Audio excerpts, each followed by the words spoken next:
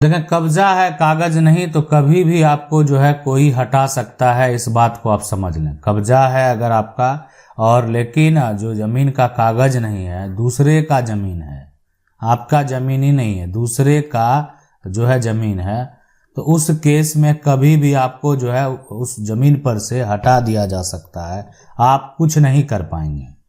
तो अब सवाल उठता है कि आपको यहाँ पर क्या करने की ज़रूरत है। अगर आपका ज़मीन पर कब्जा है, आपके पास जो है ज़मीन का कागज़ नहीं है, तो आप इसको अच्छे से समझ लें कि अब जो है हम जो तरीका आपको बताने वाले हैं उससे आपको कोई नहीं हटा पाएगा।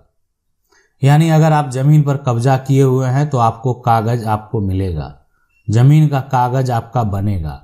आखिर कैसे बनेगा, क्या करना होगा, ठीक है। तो ज़मीन का कागज़ तैयार करवाने के लिए देखें, सबसे पहले है कि जो ज़मीन आपके कब्जे में है, ये ज़मीन है और ये ज़मीन कब्जे में है ना। अब इसका जो कागजात है ये आपके पास नहीं है, कागजात नहीं है। ज़मीन का जो मालिक है, ज़मीन मालिक जो है कोई और है, ये बात को आप समझ लें। और लेकिन इस ज़मीन पर, ये जो ज़मीन है, तो इस ज़मीन पर आपका मकान है ना, आपका मकान है, इस बात को आप समझ लें। ये जो ज़मीन है, इस ज़मीन पर आपका मकान है। तो ज़मीन जो है वो कब्जे में है, इस पे आप रहते हैं, लेकिन कोई जो दूसरे व्यक्ति का ज़मीन है, मान लेते हैं आपको तंग कर रहा है, परेशान कर रहा है, खाली करने के लिए बोला जा रहा है, उस केस में आपके पास क्या विकल्प है, क्या आपका एक तरह से जो कानूनी एक तरह से अधिकार है वो होना चाहिए कि आपको क्या करने की ज़रूरत है। सबसे पहला काम आपको प्रयास करना है कि इस ज़मीन का बंदोबस्त आपके नाम हो जाए। यानी आपको ये प्रयास करना है कि इस ज़मीन का जो है पर्चा आपको मिले। पर्चा कहने का मतलब है कि किसी भी व्यक्ति का जो निजी संपत्ति हो या सरकारी संपत्ति हो, अगर आप उस पे मकान बनाए हुए हैं, आप उस पे रह रहे हैं, तो आपको ज़मीन का पर्चा मिलेगा। लेकिन आपको ज़मीन का पर्चा तब मिलेगा जब आपके पास रहने योग्य जो ज़मीन है, यानी जो ज़मीन है वो आपके पास है ही नहीं। मतलब आप जो है, आपके पास ज़मीन के नाम पर कुछ भी नहीं है, तो उस केस में आपको ज़मीन का पर्चा दिया जाएगा। मतलब ऐसा नहीं है कि कोई अब अच्छी खासी प्रॉपर्टी है और किसी दूसरे की ज़मीन को कब्जा कर लिया और उसको पर्चा दे दिया जाएगा, वो कभी नहीं होगा। लेकिन अब ये पर्चा बनेगा कैसे? तो ये पर्चा के लिए सबसे पहले आप जो है, आप अपना ग्रामीण क्षेत्र से अगर बिलोंग करते हैं तो एक तरह ग्रामीण क्षेत्र के जो भी आपके गांव के मुखिया होंगे, सरपंच होंगे, उनसे जो है आप एक लिखित तौर पर जो है ये एक बात कर सकते हैं कि मुझे पर्चा बनवा दिया जाए। अब वो जो है, जो अंचल के अधिकारी हैं, ठीक है, अंचल अधिकारी से बात करेंगे।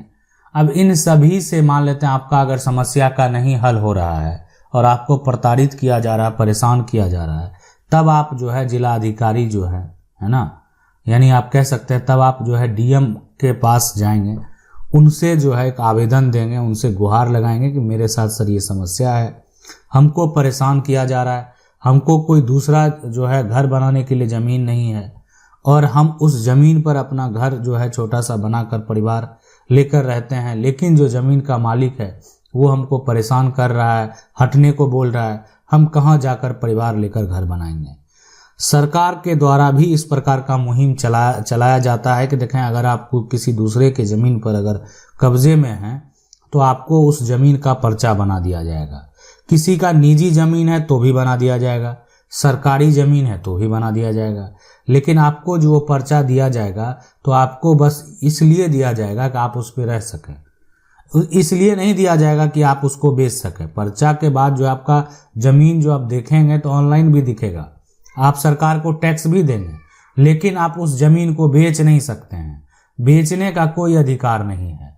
तो आपको क्या वो ज़मीन लौटाना पड़ेगा। हम आपको बता दें, इसमें से जब आपकी मृत्यु, जिसके नाम पर्चा है, अगर उसकी मृत्यु हो जाती है तो कानूनी तौर पर उस व्यक्ति का अधिकार उस ज़मीन से खत्म हो जाता है। मतलब जो व्यक्ति के नाम ये पर्चा बना हुआ है वो व्यक्ति अब इस दुनिया में है ही नहीं, तो कानूनी तौर पर उस पर्चा का कोई मतलब नहीं होता है।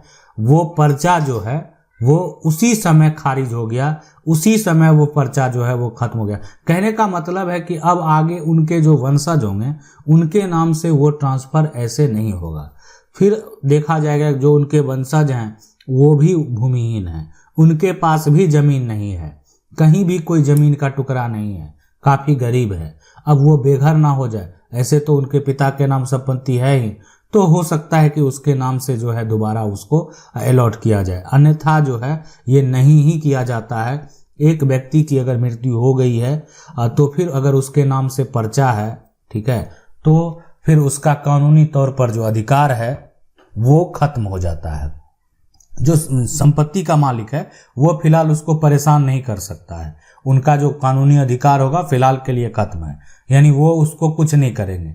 हाँ, अब है कि पर्चा अगर गलत तरीके से बनाया गया है तो उस केस में जो जमीन का मालिक है वो एक्शन ले सकते हैं। आशा करते हैं वीडियो अच्छा लगा होगा। वीडियो को लाइक जरूर कर दें। चैनल को पहली बार देख रहे हैं सब्सक्राइब करके जो बेल आइकन है उसको जरूर दबा लें। मिलते हैं अगले वीडियो में, तब तक के लिए जय हिंद।